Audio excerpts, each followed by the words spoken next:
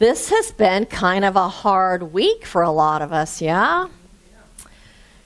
With families being separated and children being taken from their parents at our borders, it has been very upsetting to me and very disturbing. And I know that it has been upsetting and disturbing to a lot of you because I have received phone calls and texts and emails from you telling me that. And so I also, Centers for Spiritual Living as an organization, sent out a letter this week condemning that practice of separating families from each other, as well as lots of other religious organizations, and I sent that out to you.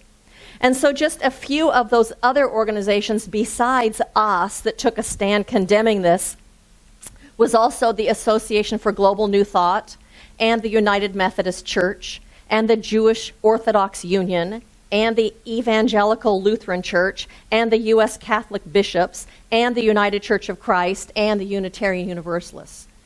All of us saying this isn't okay and stepping up. And because of people being so upset and angry and taking a stand and saying this is not okay, an executive order went out this week that says families will no longer be separated from each other. And I know that it's not over, but it is moving in that direction. And so really, this is not a political issue. This is a issue of the soul. This is a spiritual issue. This is an issue of the human and an issue of the heart. Ernest Holmes, in fact, says that the only guarantee of our divinity is in its expressing through our humanity. So this is a spiritual issue. It's an issue of love and of care and of humanity and of oneness. And so if we take the politics out of it, and we take the politicians out of it, I believe we are called, all of us, to get quiet and to ask ourselves what is the right thing to do. To ask ourselves what is the right thing to do and to listen within to our spirit. And to allow that to be the guiding principle in our life. To allow that to be that answer that we hear in the quietness, beyond all the rattle and everything that's going on, in the quietness, that is to be our guiding force. That is to be the thing that informs our decisions in what it is that we do. And so the title of my talk today is Turning on the High Beams. And I'm talking about us turning on our high beams, turning on our light, the light of our spirit and the light of our own spiritual nature, so that we can see through the darkness. Turning on our light so we can be a beneficial presence in this world and create a change for good to make a difference in this world, a positive difference. And so to me, I really believe our highest and deepest spiritual calling is to love one another. That's the deepest call that we have. Jesus, the master teacher, called us to love one another. He commanded us to love one another and to love your neighbor as yourself. And so as conscious beings, as awake spiritual beings walking this spiritual path, when another person is hurt, it hurts us. Because we are awake to the fact that we are connected to everyone, that we are all part of the one, that there is only the one, and we are a part of it. So when someone out there is hurt, it hurts us also. We feel that interconnectedness. Martin Luther King said, whatever affects one directly affects all indirectly. And Carolyn Reynolds says in her book, Spiritual Fitness, there is no such thing as private good. We are all connected in an intricate web of the life force. Therefore, what harms one ultimately harms all. And what is good for one is ultimately good for all. And so what that means to me is, as awake beings walking this path, we don't only want what is good for us, but we want what is good for others. We don't only want what is important to us, we want others to have what is important to them. And it's not only important for us to feel loved and to feel cared for and to feel safe and to feel secure, but it's important to us that other people feel loved and cared for and safe and secure. That it's a need that we all have, and that's important to us. It's important to us individually in this room. It's important to us as an organization. In fact, as an organization, Centers for Spiritual Living have something that we stand on that is called a Global Heart Vision. And part of that Global Heart Vision says we envision a world in which we live and grow as one human family. It says we envision a world where kinship with all life prospers. We envision a world where unity and connection are emphasized and where we are called to social action. And so it's not just important to us individually, but it's important to us as an organization, and those are some of the things that we stand for. And so when we hear stories then about 2,300 children being taken from their parents, it feels devastating to us, and it is upsetting to us, and it is appalling to us. And we get angry about it. Did you feel angry this week? You know, I think it's really important to recognize that anger is a secondary emotion. And what that means is that underneath anger, there are a couple of things. One of them is fear. That's why when someone cuts you off on the freeway and you get angry, what's really underneath it is fear for your well-being, fear for your own safety. And so underneath that anger this week, the other thing that is under that as a secondary emotion is either hurt or sadness. It's the hurt and the sadness that's inside of us. But what happens is when we feel that anger, we can allow it to be a catalyst because it has so much power in it to move us forward, to do something, to say something. And so we feel sad and we feel hurt because we are one, because what is done to another is also done to us. And we feel that.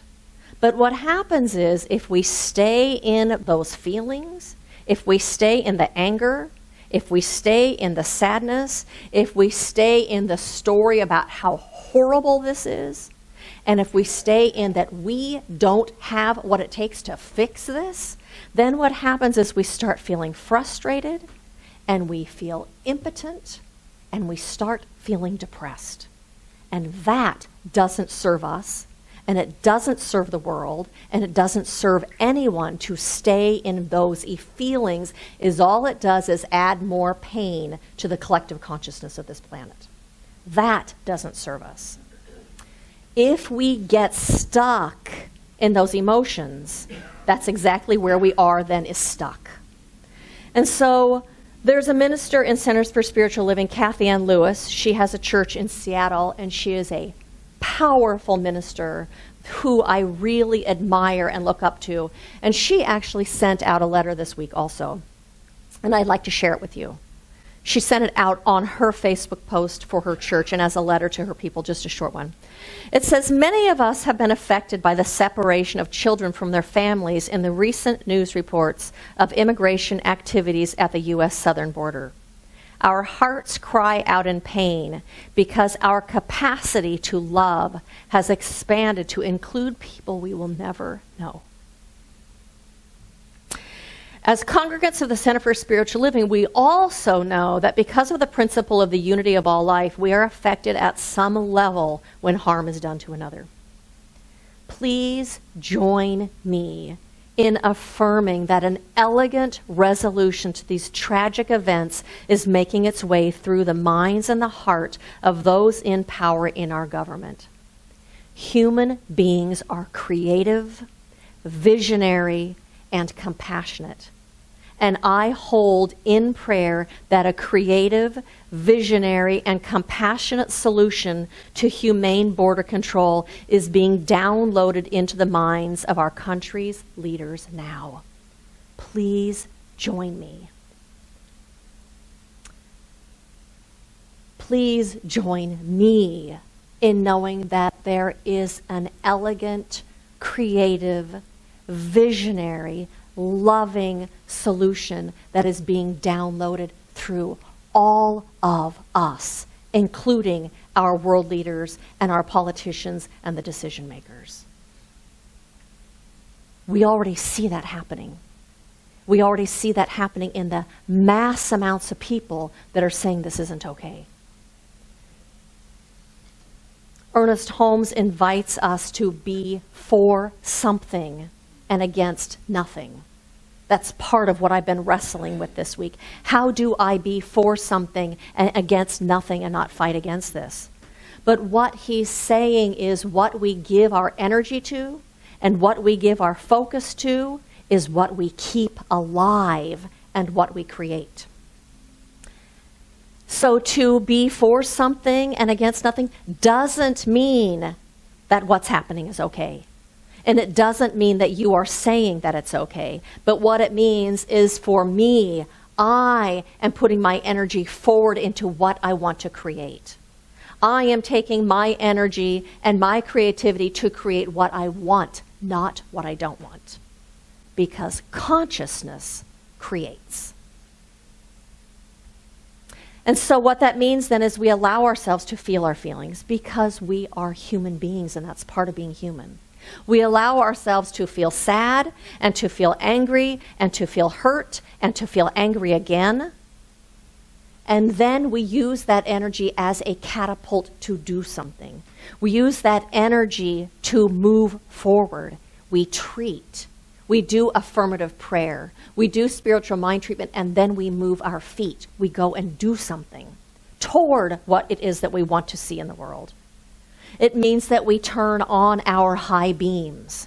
We share our light. It means that we pray, that we do treatment, that we meditate, that we know there is a creative, visionary, loving solution unfolding itself now through this country, through our leaders, through all of us. And you write your elected officials, and you make phone calls to your elected officials, and you speak out, and you do what you are called to do, but you do the work in consciousness first.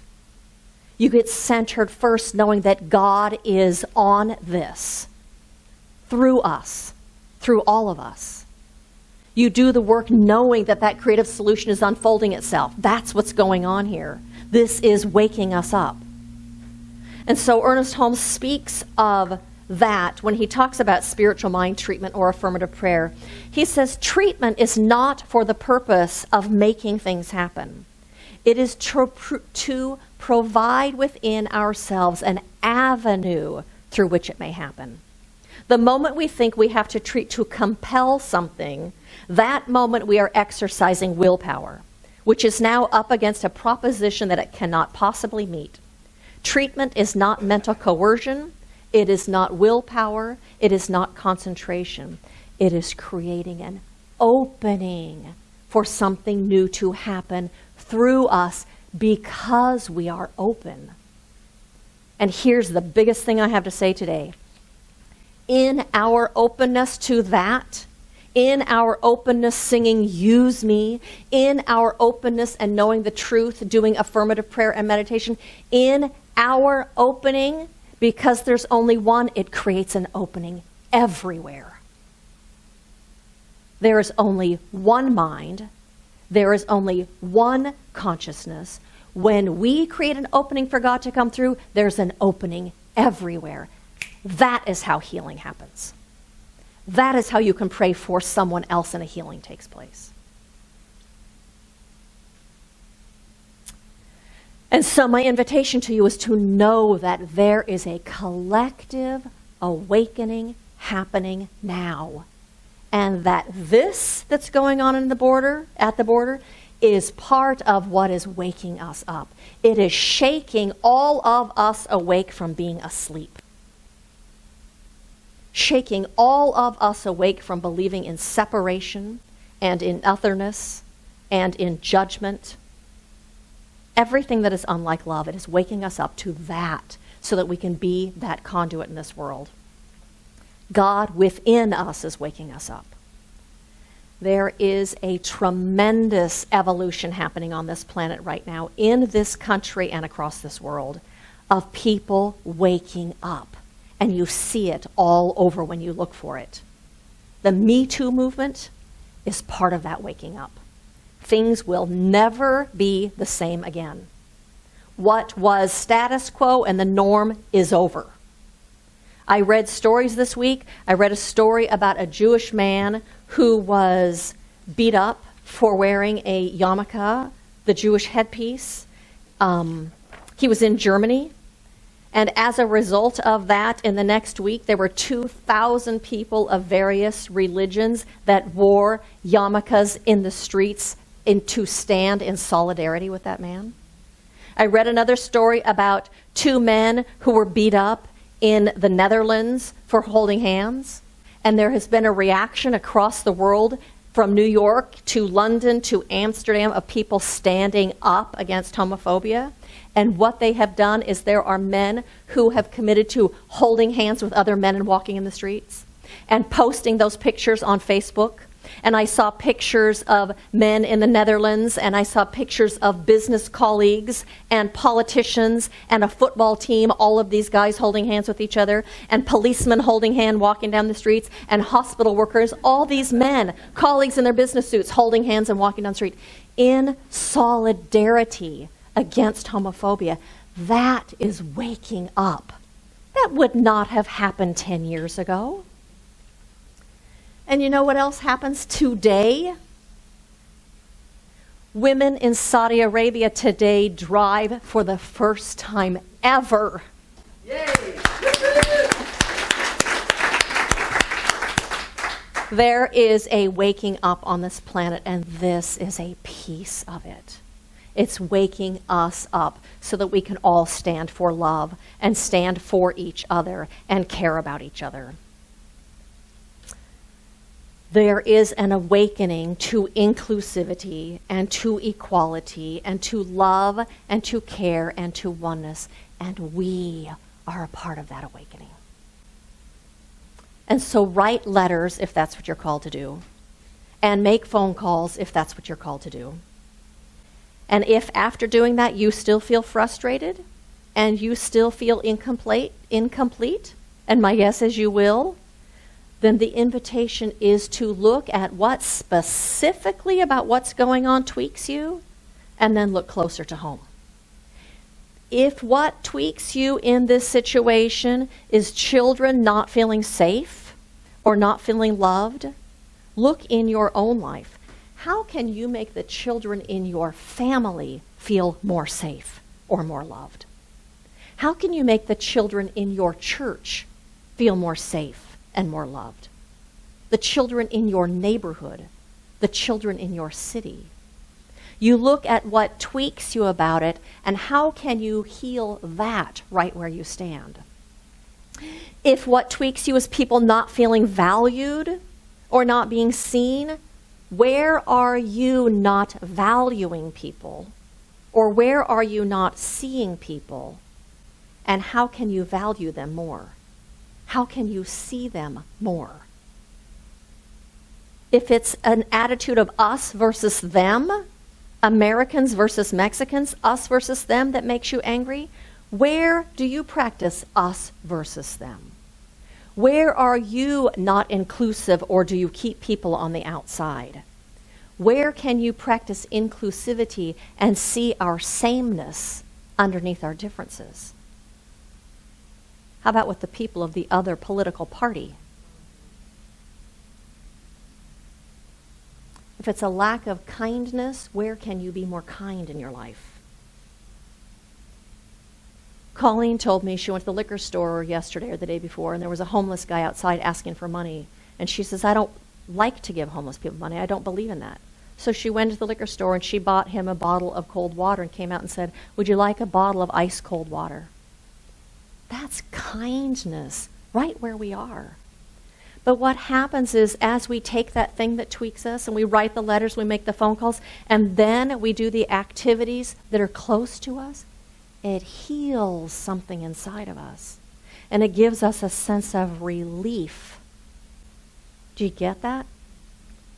That relief is because it's healing something that's begging to be healed inside of you. That separation, that otherness, that which doesn't look like love. What tweaks you is shaking you awake.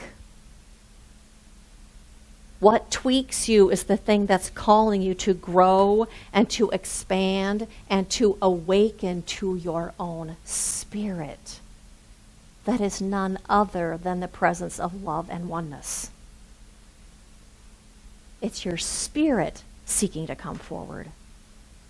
And so even if the border issue isn't solved, what happens is evolution happens within you. And when it happens within you, it touches everything around you, and it triggers something everywhere around you, and it starts adding to that collective flow and movement of evolution, forward movement.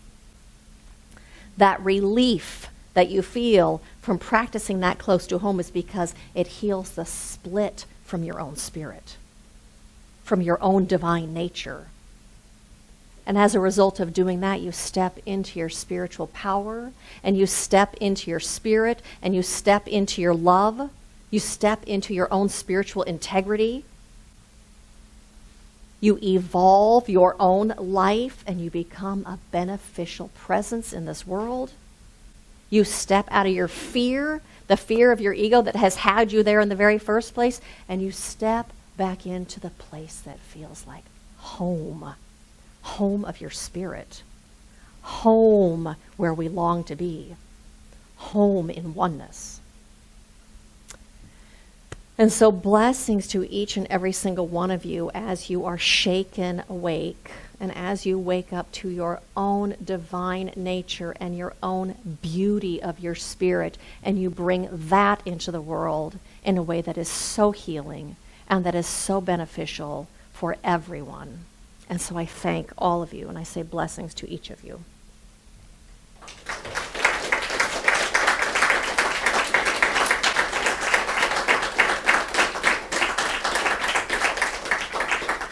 And I'm really glad you were all here today, because I think this was a really important talk. And I invite you to share this with your friends on our Facebook page, send them to our website, because I think it's important for all of us. And so I invite you to join me in an affirmative prayer right now. And so we take this opportunity to just answer the call of our own souls, of our own spirits, to turn from this world and to remember the truth. The truth that God is right here in all of its power, in all of its love, in all of its intelligence, in all of its good. That this is the kingdom that we live in. The kingdom of heaven, the kingdom of God is always right where we are. It just takes an opening our eyes and a stepping in and a saying yes to that. And so today, that is what we do. We step in and say yes and recognize that that omnipresence of spirit is everywhere present. It is in and through every politician.